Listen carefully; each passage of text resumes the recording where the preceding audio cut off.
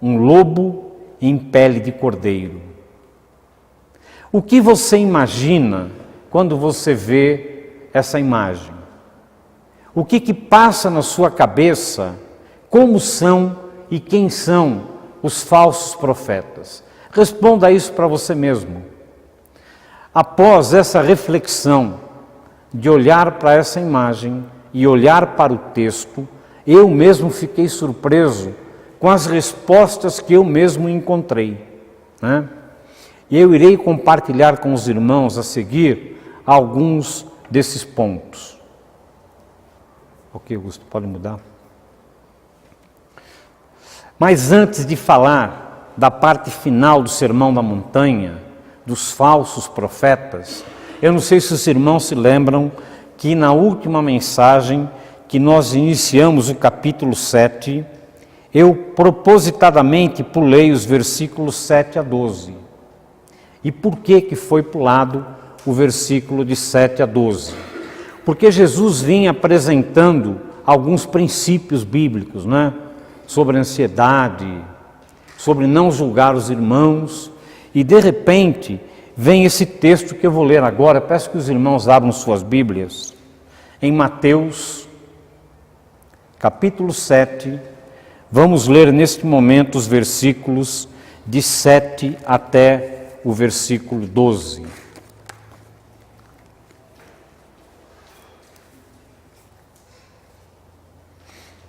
Jesus então estava acabando de apresentar doutrinas importantes, doutrinas que os seus discípulos deveriam seguir, que um verdadeiro cristão tem que seguir.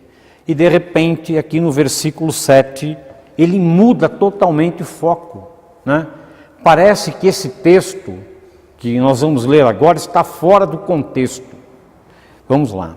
Pedi e dar-se-vos-á, buscai e achareis, batei e abrir-se-vos-á.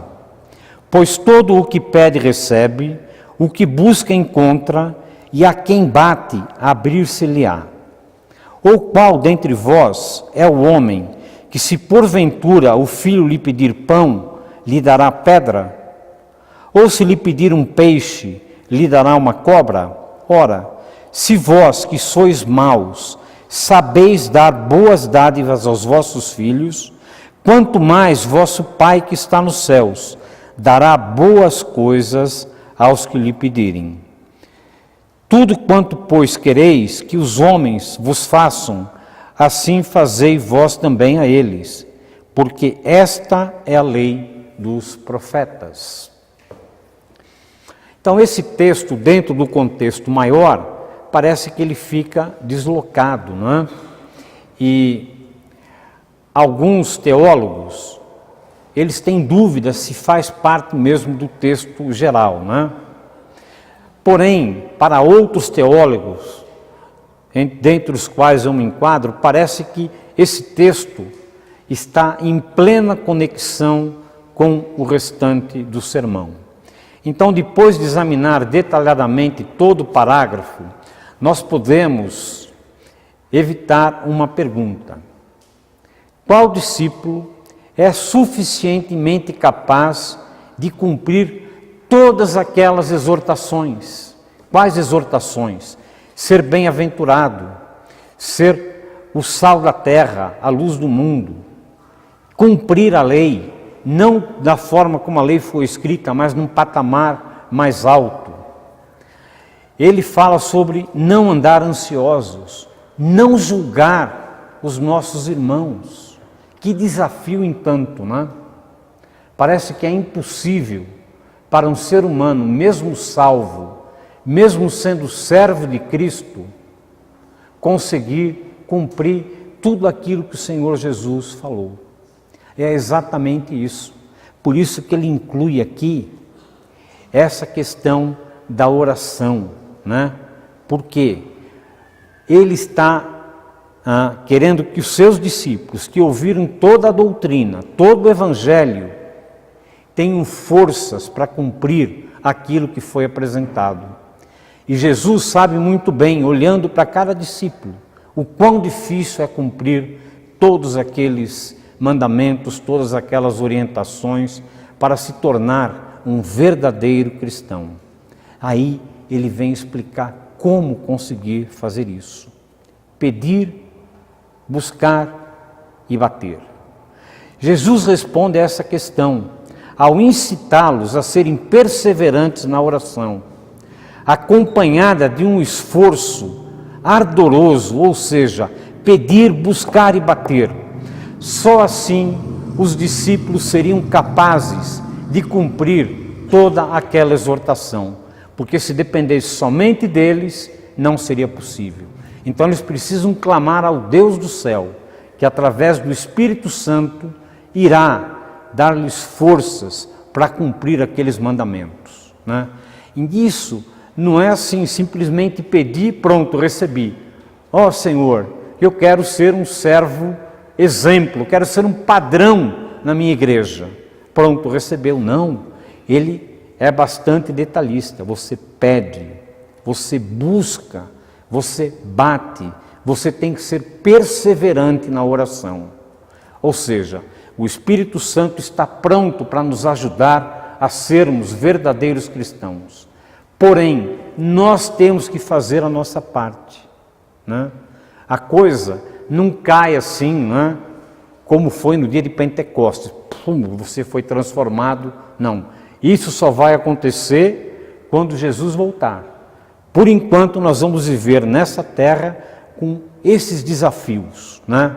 Lutando entre o bem e o mal, que caminho seguir. Então Jesus dá essa orientação: perseverem na oração, buscam, batam, insistam, para podermos então ser realmente referências, verdadeiros cristãos. Ok, Augusto. Peça. Parece um paradoxo das Escrituras, né? Porque pouco tempo antes Jesus tinha dito que os fariseus, eles oravam muito e faziam vãs repetições, né? E Jesus os criticou por isso. E agora ele manda insistir, perseverar na oração, né? E orando, não useis de vãs repetições como os gentios, porque presumem que pelo seu muito falar serão ouvidos. Não vos assemelheis, pois, a eles, porque Deus, o vosso Pai, sabe o que tendes necessidade, antes que lhe peçais. Mateus 6, 7 e 8. Mas então, por que pedir? Por que ele fala para pedir, buscar e bater, né? Deus ordenou que nós orássemos no versículo 7. Se você não pede, você não recebe. E o fato de nós nos prostrarmos diante de Deus em oração, pedindo algo, ou para que sejamos melhores cristãos, que o nosso testemunho seja realmente um padrão, nós nos humilhamos diante da presença de Deus. E o porquê então dessa oração perseverante, dessa oração insistente, mas não com vãs repetições, como faziam os fariseus, né? Porque Deus é honrado pela nossa oração, porque reconhece, ou nós reconhecemos que Ele é o único capaz de suprir as nossas necessidades. Somente em Deus nós poderemos nos tornar verdadeiros cristãos. Somente em Deus o nosso testemunho será impecável. Somente em Deus nós poderemos testemunhar do sacrifício de Cristo. Mas além de pedir, além de orar, ele fala busque. Buscar é muito mais do que pedir, porque pedir é fácil, você está onde você está, você pede. Mas quando você fala buscar, você tem que ir atrás. Envolve uma ação, né? Envolve muito mais do que um simples pedir. Implica em que nós devemos fazer a nossa parte para que a oração seja atendida. Veja bem, nós não precisamos orar para Deus saber o que nós estamos necessitando. Ele já sabe, mas Ele quer que nós cheguemos a Ele em oração, né? Porque Ele é glorificado nisso. Mas Ele também quer que nós façamos a nossa parte. A coisa não vem assim de mão beijada. Nós temos que fazer a nossa parte. Exemplo de uma oração: Pai, permita que a nossa família saia das dívidas para que contribuamos mais com o seu reino.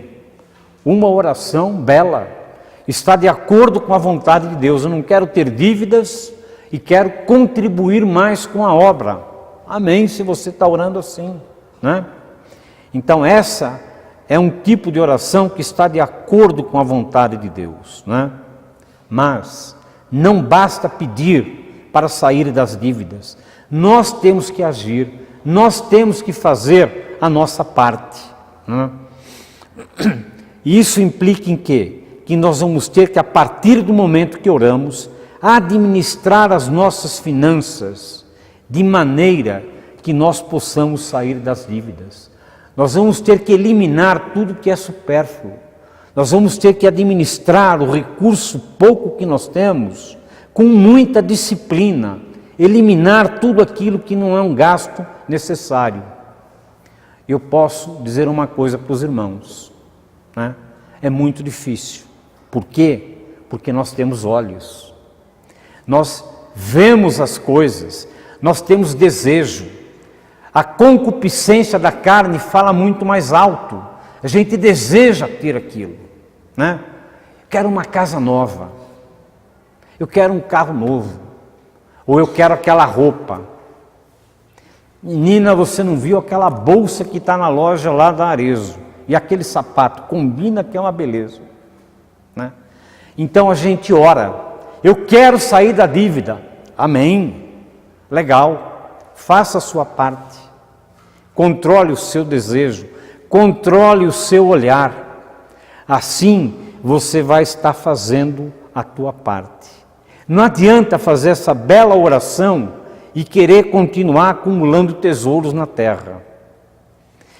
E não somente pedir e esperar que tudo se resolva por milagre.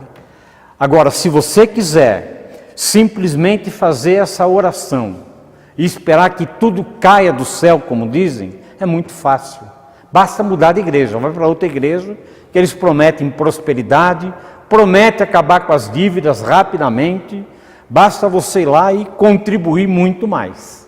Essa é a dura realidade que nós vivemos, né? Então não basta orar e esperar que o dinheiro vai cair do céu.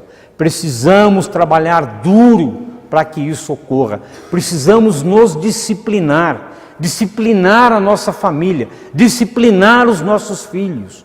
E como é difícil, principalmente nessa época de internet. Todo mês tem lançamento de um celular novo, de um iPad novo, de um sei o que novo, e os pais recebem uma pressão muito grande. Mas essa é a hora de ensinar os filhos. Eu não posso comprar, nós não temos recursos. Você quer? Então você vai ajudar, vai trabalhar, fazer alguma coisa para ganhar algum dinheiro.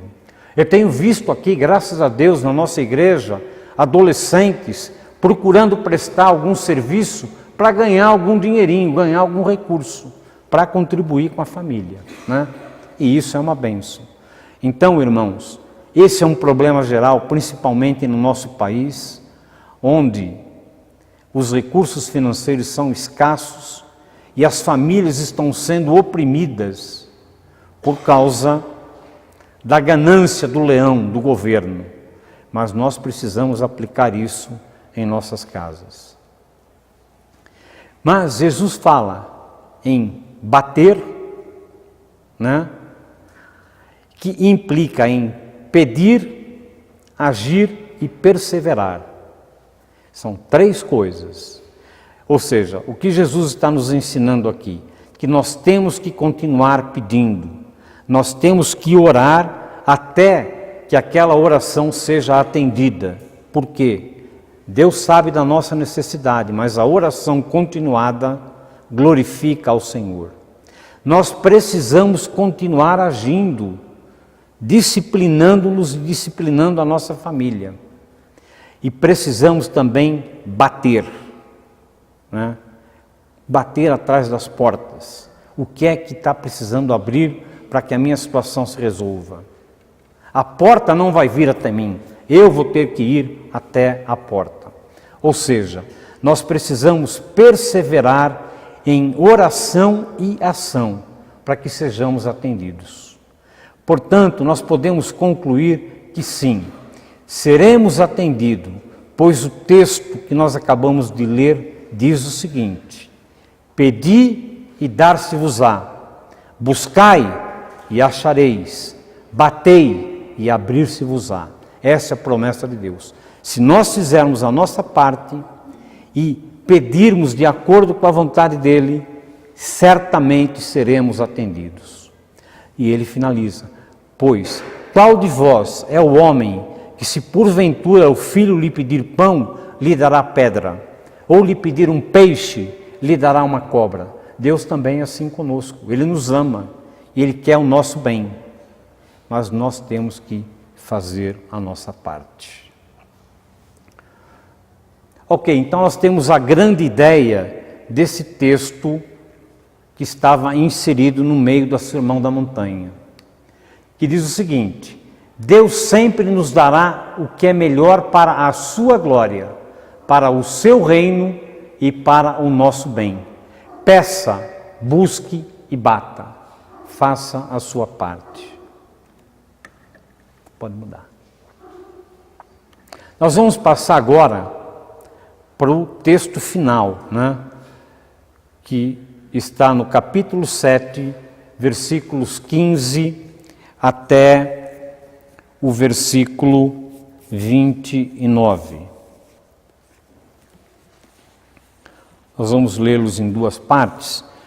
Vamos ler primeiro de 15 a 23 e depois de 24 a 29. O primeiro texto fala sobre os falsos profetas. Acautelai-vos dos falsos profetas, que se vos apresentam disfarçados em ovelha, mas por dentro são lobos roubadores. Pelos seus frutos os conhecereis. Colhem-se porventura uvas de espinheiros ou figos dos abrolhos? Assim toda árvore boa produz bons frutos, porém a árvore má produz frutos maus. Não pode a árvore boa produzir frutos maus, nem a árvore má produzir frutos bons. Toda árvore que não produz bom fruto é cortada e lançada ao fogo. Assim, pois, pelos seus frutos os conhecereis. Nem todo o que me diz, Senhor, Senhor, entrará no reino dos céus, mas aquele que faz a vontade de meu Pai que está nos céus. Muitos naquele dia hão de dizer-me, Senhor, Senhor, porventura não temos nós profetizado em teu nome, e em teu nome não expelimos demônio, e em teu nome não fizemos muitos milagres? Então lhes direi explicitamente, nunca vos conheci, apartai-vos de mim, os que praticais a iniquidade. Esse texto é bastante forte, e assim que ele encerra então o Sermão da Montanha, ele dá toda a orientação de como os discípulos devem agir. Ele apresenta um recurso, a oração perseverante vai nos ajudar a sermos bons cristãos. E agora então ele alerta o povo, ele alerta as suas ovelhas, acautelai-vos, cuidado com os falsos profetas, cuidado com os falsos profetas, que eles se apresentam como ovelhas, mas por dentro são lobos roubadores. Quem são os falsos profetas? Para responder a essa pergunta, nós precisamos lembrar que Jesus, em sua pregação, usou as palavras ovelhas para se referir a seus discípulos. E a ele próprio se definiu como um bom pastor. Em João 10:11 ele diz o seguinte: eu sou o bom pastor e o bom pastor dá a vida pelas ovelhas. Portanto, num primeiro momento, nós podemos definir que os falsos profetas vêm disfarçados de ovelha. Eles vêm disfarçados de ovelha. Vamos imaginar de uma maneira bastante prática. Vamos supor que nós estamos aqui, nós somos a igreja, o corpo de Cristo, e apareça alguém aí, todo engravatado, de terno, todo bem apresentado, com a Bíblia debaixo do braço. Eu vim aqui trazer uma mensagem para vocês nessa noite. E olhe que já aconteceu, hein? Já aconteceu e é muito comum. Eu tenho uma mensagem de Deus para vocês. O que a gente vai fazer? Pôr ele para correr. Porque a gente sabe que igreja não é assim. A pessoa chega lá, eu tenho uma palavra, né? Eu tenho aqui uma mensagem do Senhor. Eu tenho uma profecia para essa igreja. Eu creio que nenhum de vocês e nem eu iria aceitar uma situação dessa. Então, não é assim que chega o falso profeta. Ele chega mansinho, como uma ovelha, né? Ele chega devagarinho, vai se infiltrando na igreja, vai conquistando um, vai conquistando o outro, né? E assim ele vai se fortalecendo. Mas na verdade, eles não são ovelhas, eles chegam como simples ovelhas, mas são lobos roubadores, que só querem destruir e não edificar a igreja. E o Senhor Jesus fala: acautelai-vos com essas pessoas, acautelai-vos. Irmãos, não é pelas palavras bonitas, textos ou versículos tirados fora do contexto, nem pela atividade religiosa que se reconhece os verdadeiros profetas ou servos de Deus. Acautelai-vos, cuidado. Alguns nem convertidos são apenas convencidos que tem que estar na igreja, mas não houve ainda uma verdadeira conversão. E o Senhor Jesus lhe dirá: nunca vos conheci, apartai-vos de mim. A palavra grega traduzida como falso também pode ser traduzida como pseudo. Portanto, antes de ouvir um pseudo-profeta ou um pseudo-irmão, verifique primeiro o que o texto nos ensina, quais são os frutos da sua vida. Essas pessoas que chegam nas igrejas para destruir a igreja, né? Que chegam na igreja para causar confusão, normalmente são pessoas que se congregam nas igrejas cheias de boa vontade de fazer e de servir, mas em pouco tempo os frutos da sua vida são revelados em suas palavras e em suas ações.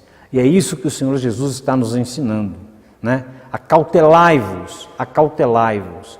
Observem os frutos antes de seguir os ensinamentos. Por quê? Porque essas palavras, né, que essas pessoas trazem, não geram união, só divisão. Não trazem solução, apenas confusão. Não trazem perdão, não nos mobilizam a perdoar ou pedir perdão, mas eles incentivam as mágoas. Em vez de alegria, traz tristeza para o seio da igreja. Em vez de silêncio, trazem fofoca. Em vez de amor, despertam ciúmes. Em vez de generosidade, eles plantam avareza.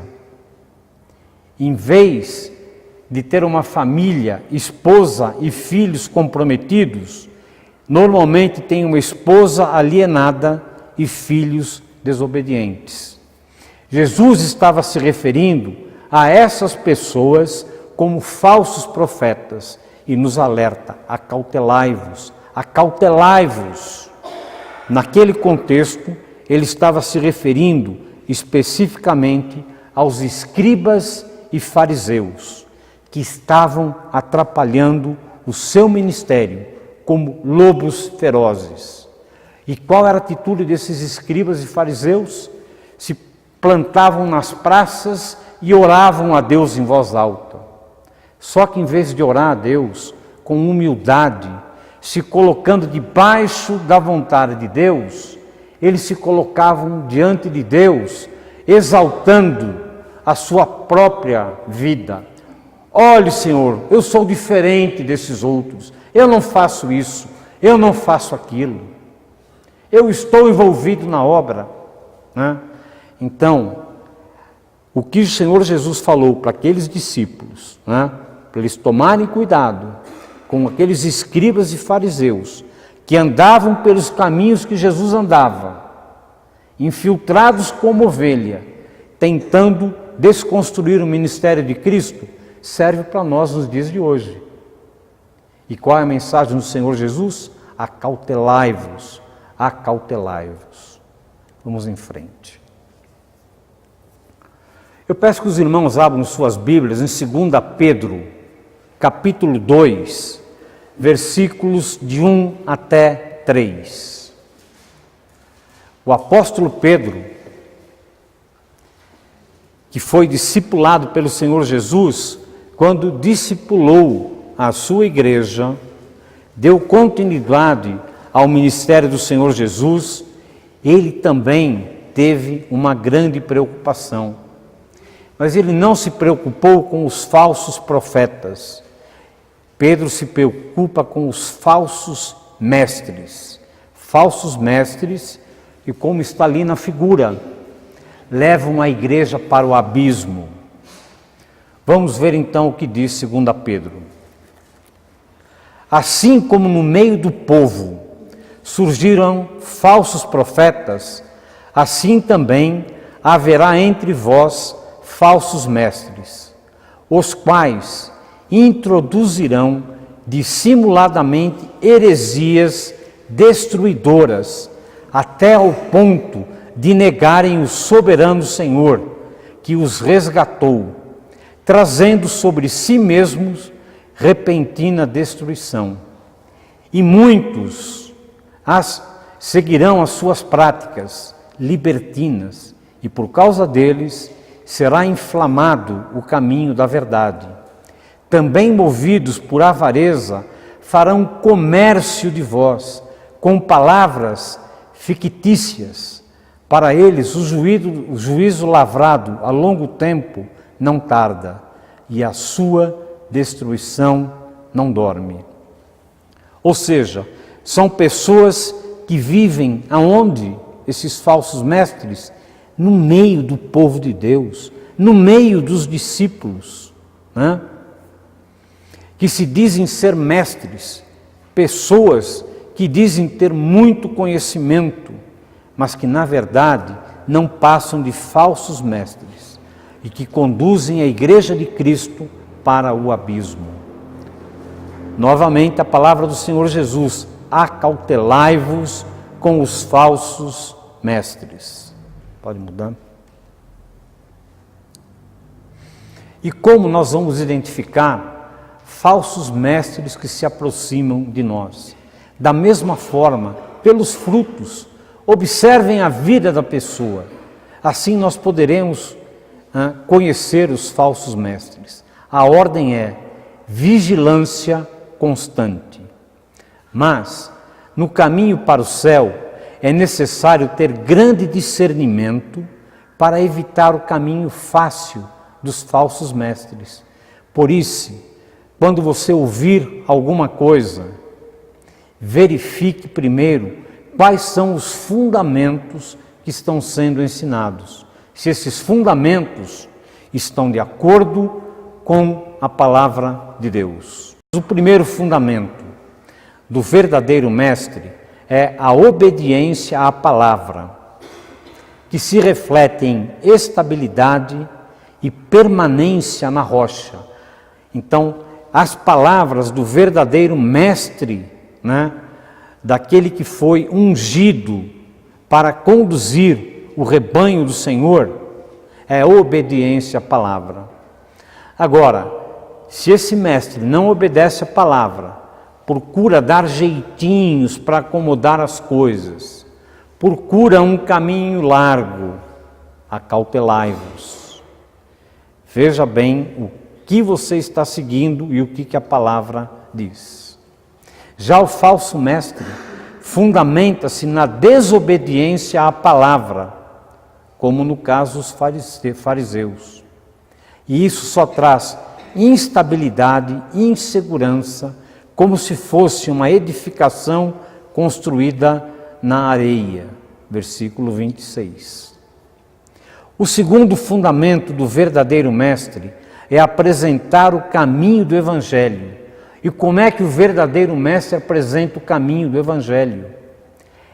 É um caminho estreito, um caminho apertado, difícil, duro de seguir. Mas nem todo mundo está disposto a seguir esse caminho estreito, apertado, cheio de buracos, tropeços.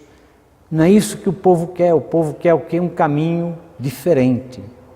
Já o falso mestre, ele apresenta um caminho mentiroso para os céus. É um caminho largo. Desculpa.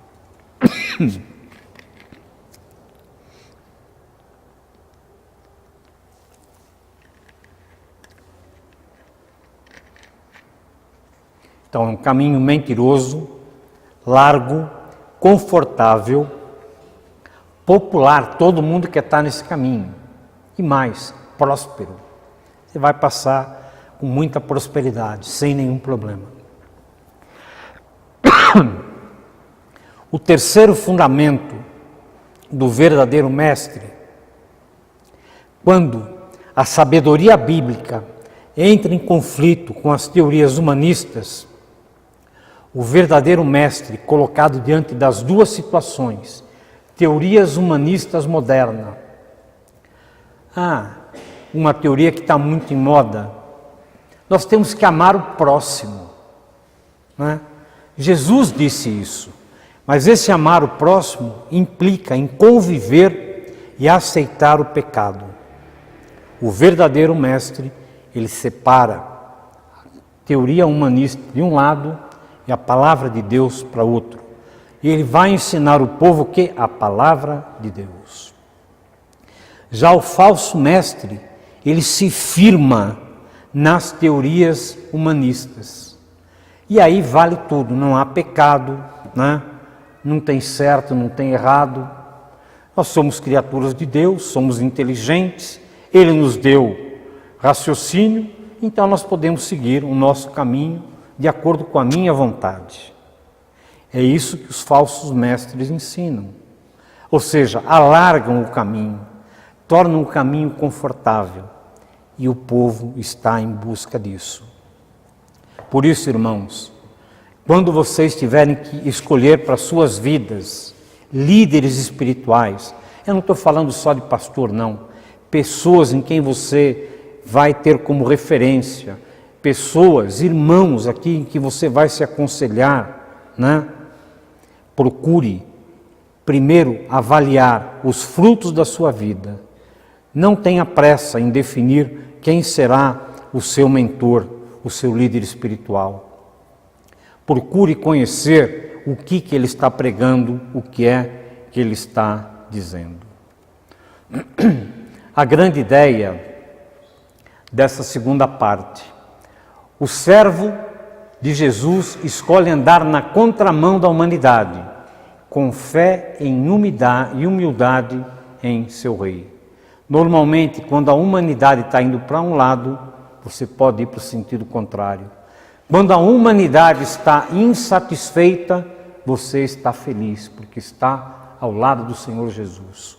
Quando a humanidade está alegre, fique pensativo, acautelai-vos, cuidado com quem você vai seguir. Pode mudar mais um? O final do Sermão da Montanha, né, está no capítulo 8, versículo 1, que nós vamos ler agora. Podemos até antecipar 28 e 29 do capítulo 7. Quando Jesus acabou de proferir estas palavras, estavam as multidões maravilhadas da sua doutrina, porque ele as ensinava como quem tem autoridade e não como os escribas. Ora, descendo ele do monte, grandes multidões os seguiam. E nós encerramos aqui então o nosso estudo do Sermão da Montanha. Vamos recapitular aqui rapidamente, em poucas palavras, o que foi que o Senhor Jesus nos ensinou através do Sermão da Montanha.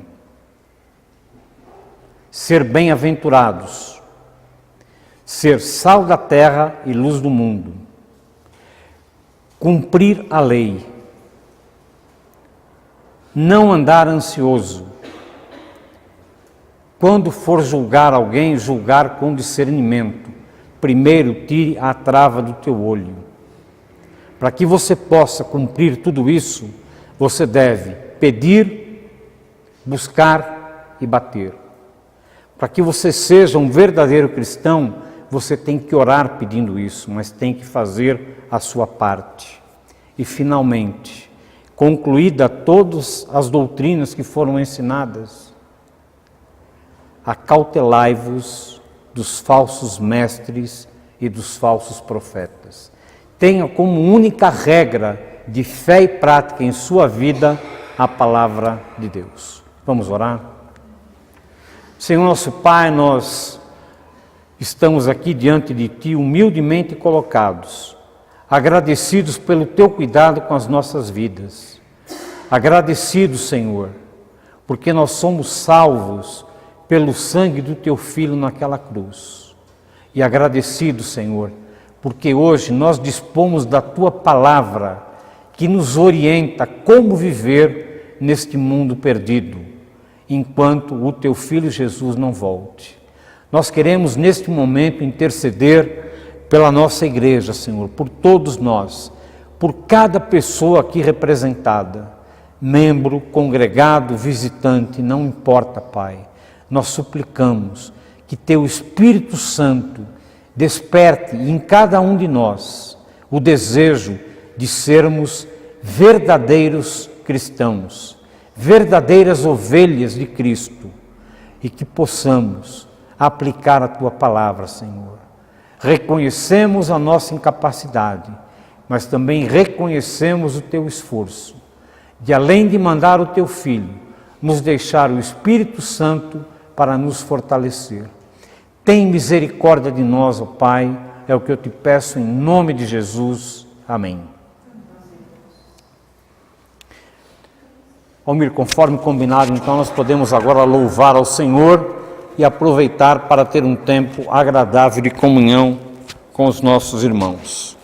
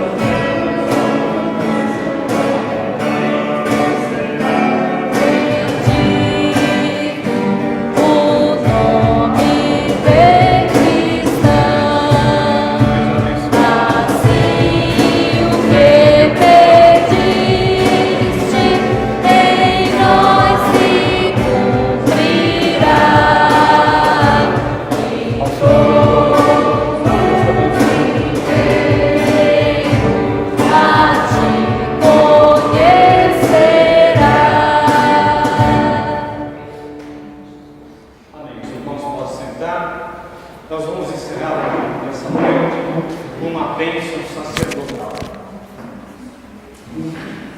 O Senhor te abençoe e te guarde, o Senhor faça resplandecer o rosto sobre ti e tenha misericórdia de ti. O Senhor sobre ti levanta o rosto e te dê a paz. Amém.